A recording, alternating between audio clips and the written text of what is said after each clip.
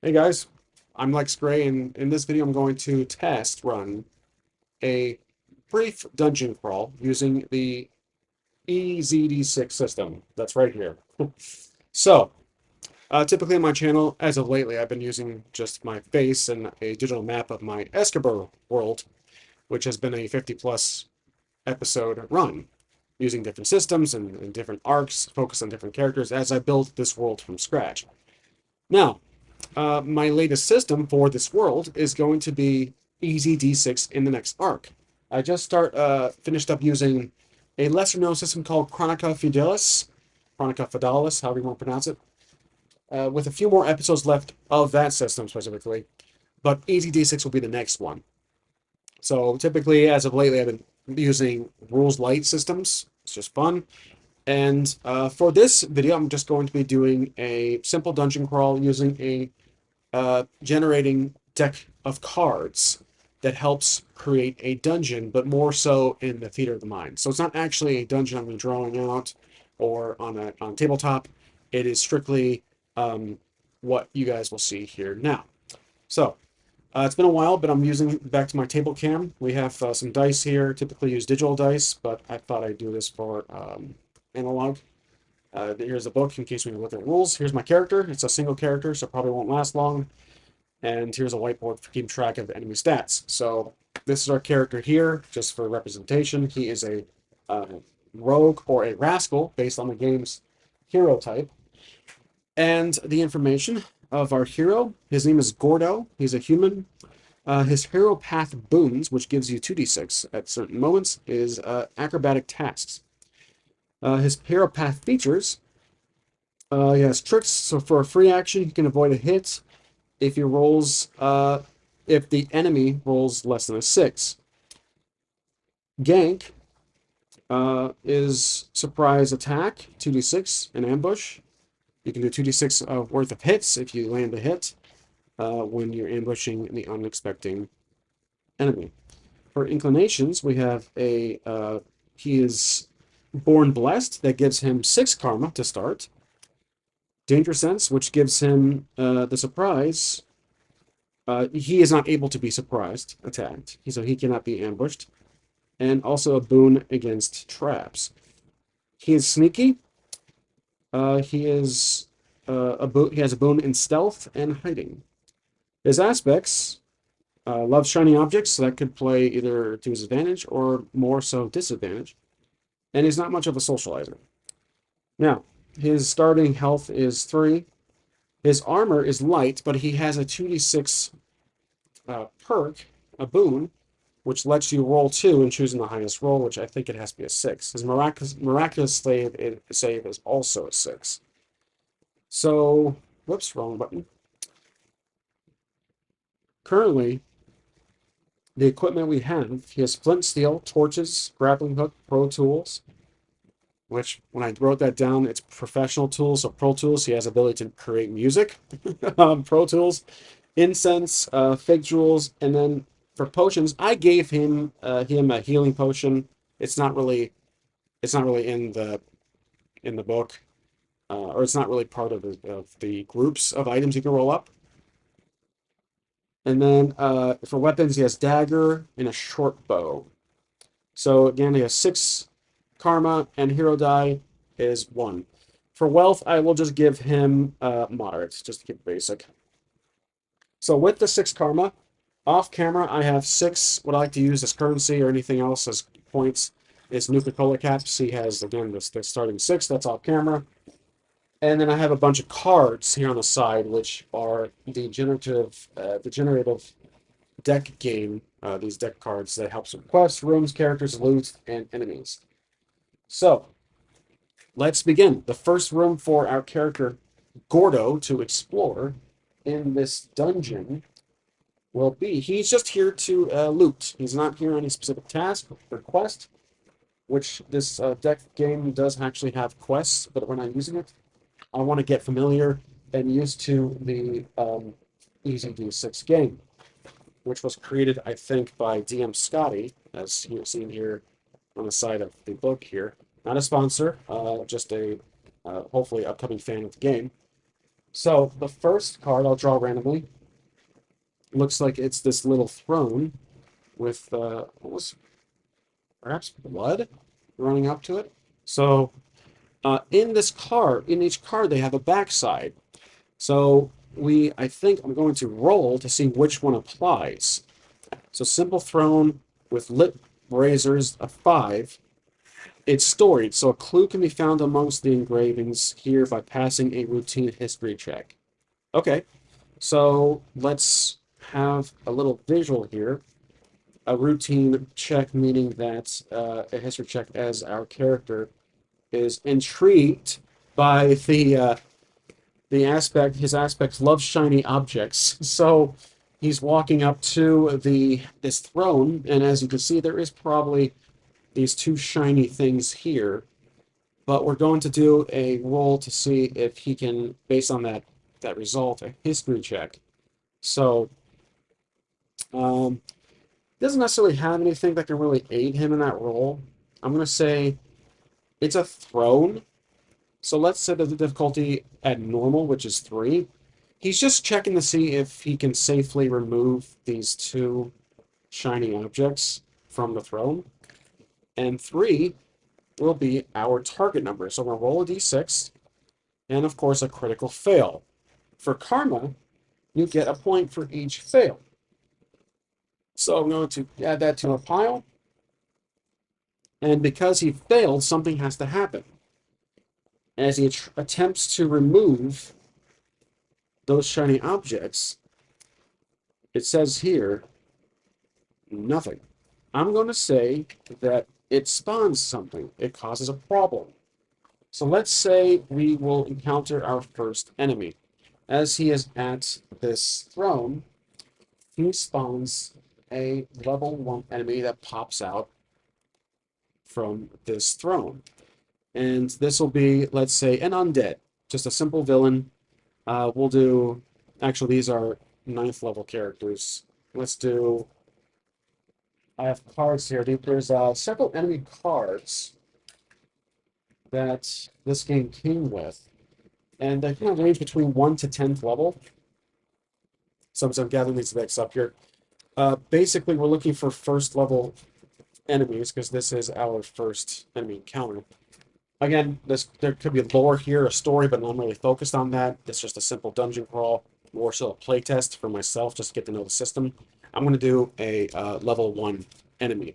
So we'll stick to an easy roll. Maybe as he's fiddling with these gold pieces of these golden items that are affixed into the table, he spawns a enemy, an easy roll. So we roll a 1d6, and we get to choose which ones come out. Oops, let's roll into the trait here. 3. So that gives us 3 is going to be 1d6 sturges. So let's see, 1d6 sturges.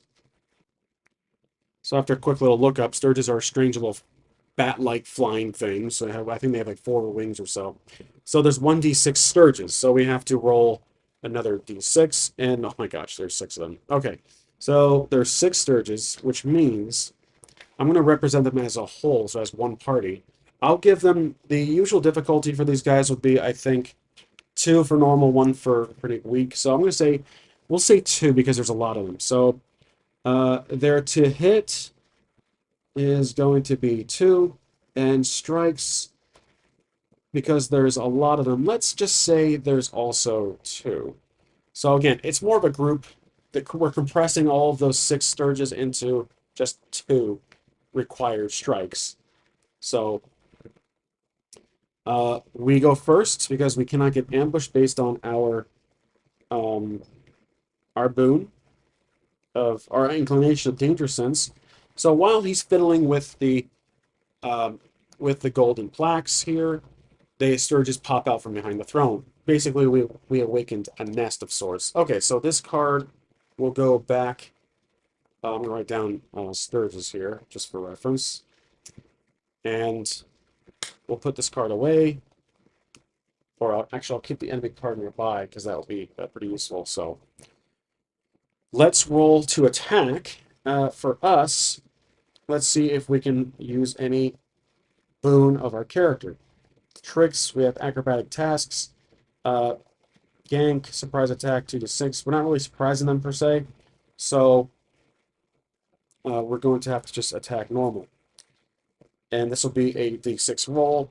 We could use acrobatics to almost maybe he sees these little bat-like creatures flying around about to attack him, and he's going to jump back as they approach him to strike. They fly down to strike, and he jumps back and tries to use his blades to basically cut 2 or 3 at the same roll. So let's use 2d6 as a boon, using the tricks. I'm sorry, not the tricks. The acrobatics boon. So 2d6, we're shooting for that 2. And 6, that is a strike. So with a 6, these dice do ace. They do explode. So I'm going to keep that 6 there. And 2. There we go. So that the 2 matches the standard 2-hit difficulty of 2. 6 is obviously a hit. That is 2 hits total. And enemies typically don't have armor saves. So we take out those Sturges. Easy as that. Okay, so he is able to, unfortunately, because of the failed roll from earlier, we cannot remove these. Well, here's the thing. Because the aspect that he loves shiny objects, we can do a strength roll just to see if he pull these suckers out. The failed roll was the fact that the Sturgis showed up, so it's kind of a narrative twist. So we're trying to basically roll. He wants to let's say he wants to resist the shiny objects now because of those 2 surges, but we got to roll a boon here because the boon is shiny objects, so he cannot resist these golden plaques that are sitting inside the thrones. So you got to roll. It's an aspect that's working against them. So we choose the lowest of the 2 rolls. Oh, 4. I didn't really set a difficulty, my mistake, but I'm going to say normal of 3. So he is able to resist it, even with that low roll there. So that's fine. I should have chose a difficulty. Next time I will. But otherwise, if it was normal difficulty of 3, he's able to resist the urge to steal these golden objects. Golden flags. Okay, so he walks around through the next doorway, wherever that might be, and we get to our next room, or our next set of tiles. Okay, we have this large crystal formation that's bursting out of the ground. And let's see what this crystal formation will give us. So we rolled a d6, and 3, harvest. The difficult nature roll will allow for the harvest of 2d4 large crystal shards. Okay, well, this is definitely in character. This is a literal shiny object, and he's going to try to basically use his daggers or something to carve out a piece for himself, which gives him a 2d4 amount of it. So, difficult nature roll will allow for the harvest of 2d4 large crystal. A difficult roll, so that would be in because these cards are based on D&D 5e, so difficult. Let's see, standard is 2, 1's easy, 3, 4, 5, so on. It's hard. Let's say it's a 4. Well, if it's just there, it's this large crystal that he's in the room so far by himself. I don't really see it as anything higher than a 4. So we'll do 4. And this will be the love shiny objects, perhaps, aspect that might work against him. So let's roll just 1d6. I don't really see an aspect working against him here. So here we go. We're rolling for 4 or higher. Oh, okay. So let's spend a karma point to bump that up to a 4, which is a success. And that means he can harvest. Where's the 4? There it is. He can harvest the following 2d4 worth of large crystal shards. Looks like that's an 8. This one's just teetering on the 4, but 4 was dominant pointing up. So he has 8 crystal shards. Okay, not bad. Good. Nothing really came out of that. As you can see, there is a monster on that list if we would have rolled it. So he is able to. Oh, I didn't notice that fail here, that ding. Anytime a crystal is struck, all within 30 feet take light thunder damage from the booming chime that ensues. Oh, okay. So I missed that, even though it was right in front of my face. I got to pay attention to those little small little notes at the bottom there. But basically, I assume if it was a fails roll, that probably would have been relevant, or I would have probably let that kick in. But he was able to chip away at the shard with really no collateral damage to himself or the surrounding areas. So, off to the next room as he walks by that crystal, and we are entering another room that looks like it has his bed. So, as he's standing at this bed, we're going to see what this bed, this master bed, will bring us. Okay? So, a 6 is Nightmare. Anytime a rest is taken here, undead appear midway through an attack. And then the note here that says sound sleep. Up to 2 creatures gain temporary hit points resting here. Either a light amount for a short rest or a major amount for a long rest. Well, our character's not really hurt at the moment. And we really don't have the... it wouldn't really be in character for him to just chill on this bed and, I don't know, fall asleep.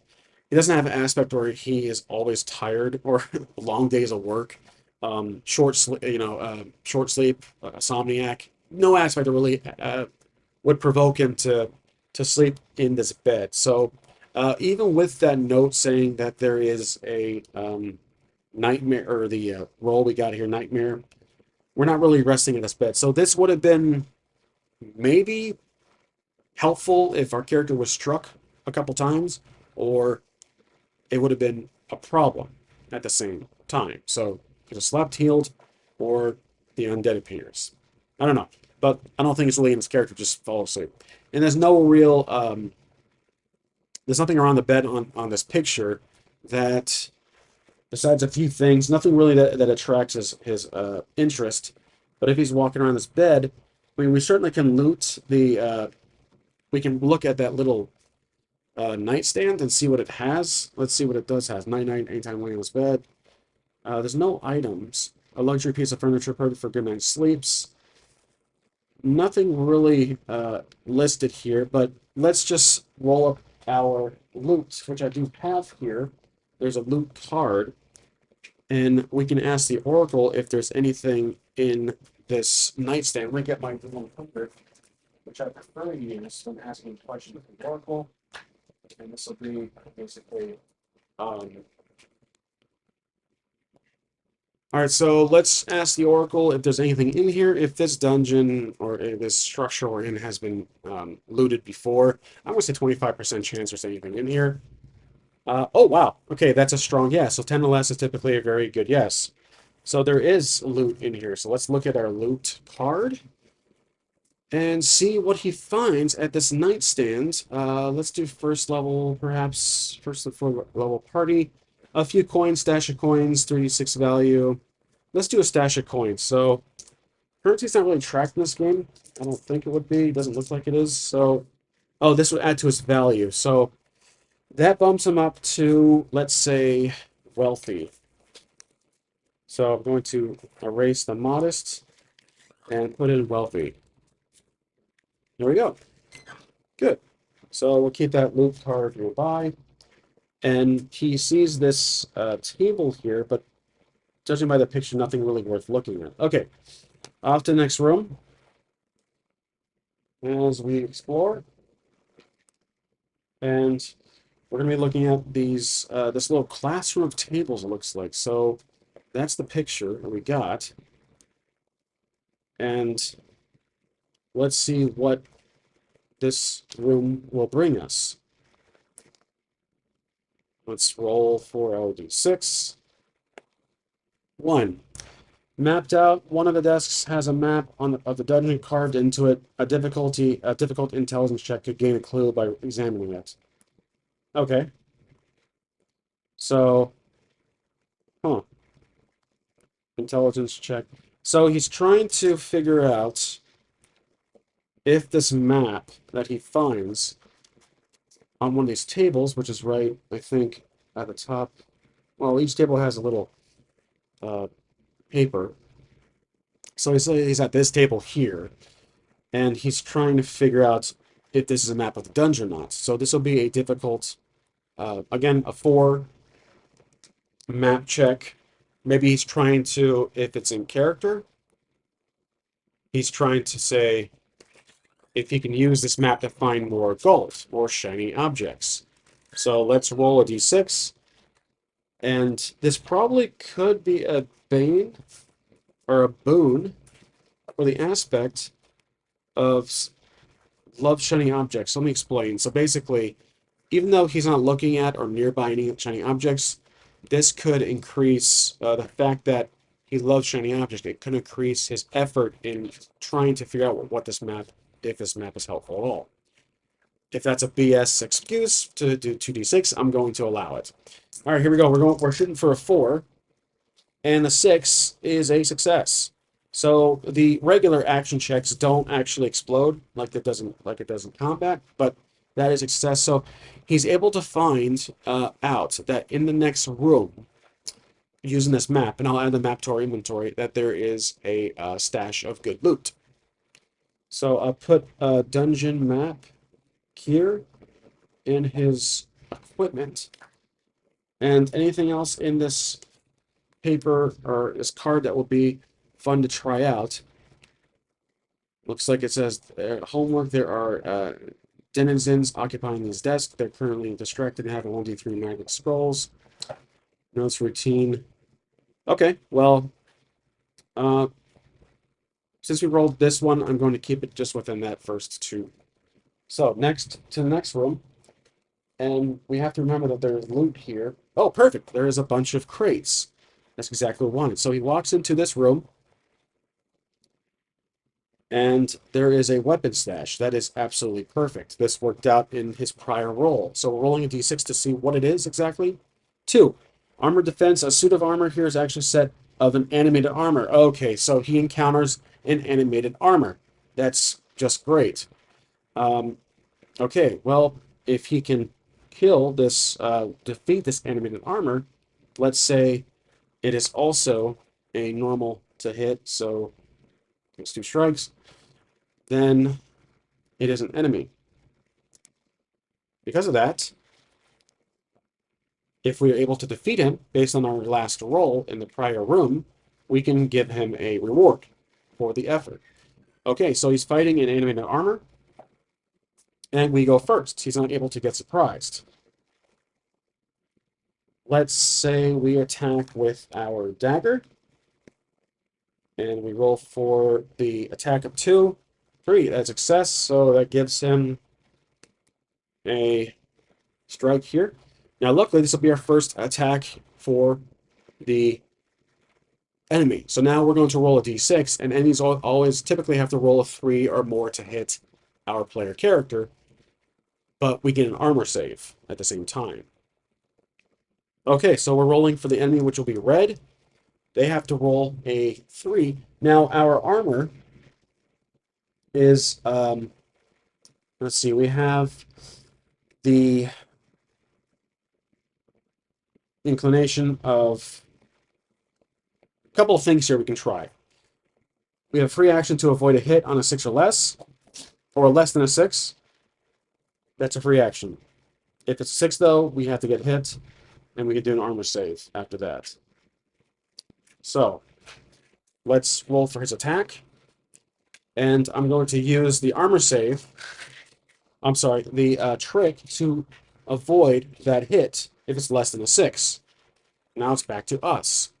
We have to roll a 2 or more, and 3. All right, we got it. There we go. So that's going to be, whoops, that defeats his attacks there. Okay, not too difficult. We were able to defeat that animated armor. And now he drops something. I'll say it was ironically armor. And that will be, let's see, coins. We have treasure.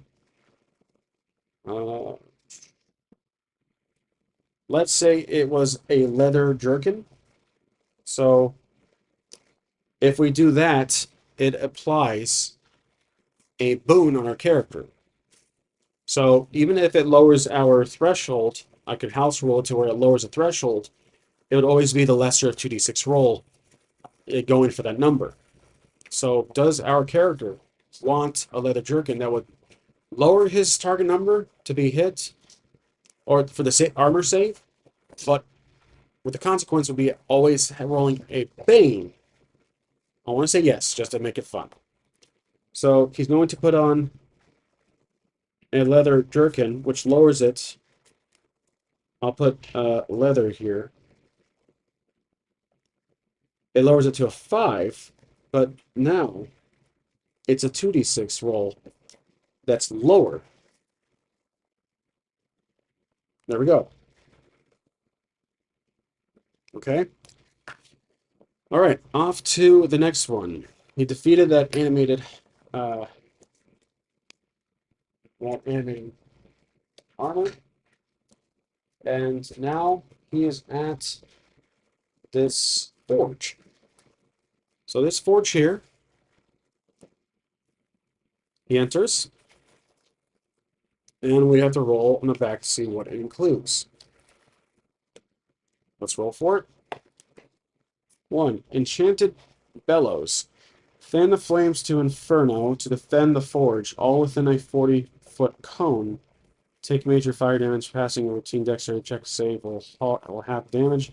The forge goes cold after this. Okay, so fan the flames to Inferno to defend the forge. Well, I'm not sure what to make of that, but basically, as we enter this room, for some reason, it triggers a defense mechanism, and the fire from this forge gets so hot, we have to jump back. So he's intrigued by, let's say he gets distracted by these items here. There's some weapons and tools on this desk here, and behind him, he feels the heat building from this forge. So he has to jump back, and we have to do a dex save, or he'll take a strike in fire damage. So, remember, he has a bane now, a permanent bane unless we de-equip the armor, where we do avoid traps. That is one of our, I'm trying to look for it here. Danger sense, a boon versus traps. But because we have that, I think the skill would actually cancel out the bane. So we're only rolling 1d6. Because this is kind of technically a trap, and it's within his danger sense to not be surprised.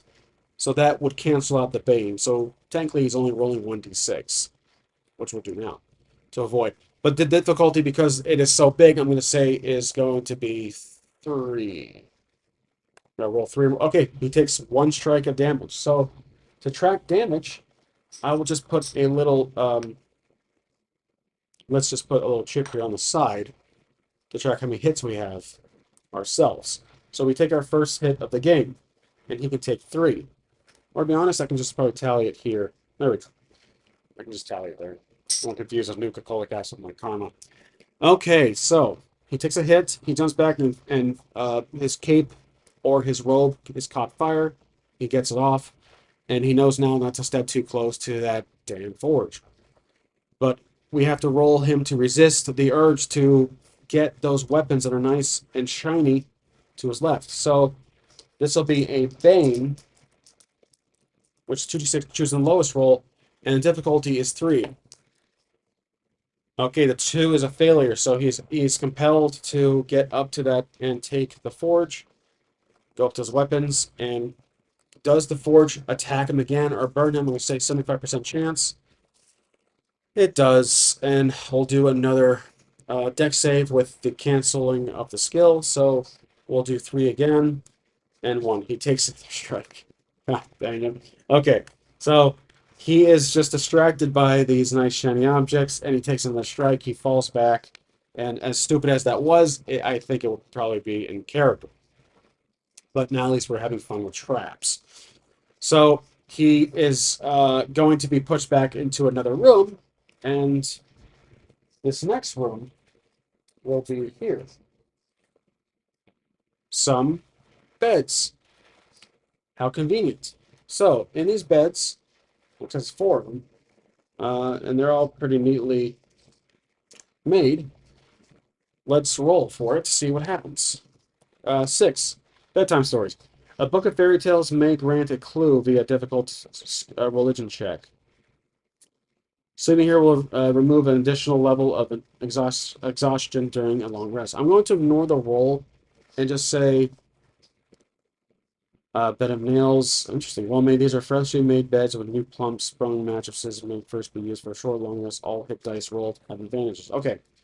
So he is hurt, so he's going to take the 2 here and take a quick little rest. In the game, you're supposed to eat food and have a short rest to recover a hit, but I'm not going to follow that rule here specifically because it's just a playtest and a quick little dungeon crawl. So he's going to rest enough and recover a hit, but because of that, the next room he goes in will spawn an enemy. That's just a side effect for his choice of taking a rest. So the next room, as he leaves this room of beds, that seems awkwardly nice and clean. He enters, of course, there's a ritual circle here of sorts. So yeah, ritual circle. All right, let's just see what rolls. If I'm not a fan of the result, I'll just add him an automatic enemy. Summons. A standard monster is summoned in 1d3 rounds. Once this defeated, another special monster will appear. Passing difficulty card and religion check will end the effect as will leaving the room. Okay, so that is suiting for what happened last time. Let's look for an enemy here. Standard enemy. Let's say gray ooze. 1d3 gray ooze. I'll just say 2d3. 2 gray oozes appear, and as usual, I'll compact them into just a difficulty, but they'll be a little harder. Let's say it's 3 to hit, and there is going to be 2 strikes per. Okay. So, these gray oozes, like so, I'll actually allow them to have, once that we defeat them, I'm trying to figure out if I can have them independent or compressed. Let's do compressed. Gray ooze, 2 strikes. All right. So there's 2 of them, but we'll trade like there's 1. Now, we attack first. And you know what? He's going to take off that leather jerkin because let's say it got burnt off. I think that's narratively that makes sense. So he's back to his light armor beneath that, and he no longer has that bane. So light armor, back to 6. And now he's against the gray ooze. So now we're attacking. The gray ooze is not able to be surprised because they spawn out of that ritual circle. So we're using our dagger to hit 3 or more. 4 is a hit, which means that's 1 strike. Okay, the gray ooze attacks, and they have to roll a 3 or more. 1, that's a fail. We attack. 4, that's a hit. Okay. We're able to defeat the first round. But now there's another enemy that spawns, and that will be, let's say, a death dog. That sounds badass. Death dog will have slightly more strikes. So, well, there's that. Okay.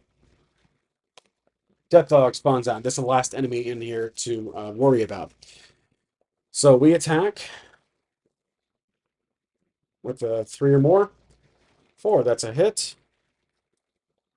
So, but it takes 3 hits to kill it. It attacks us. 3 or more. Oh, that's a hit. Yikes. Okay, so that's an ace.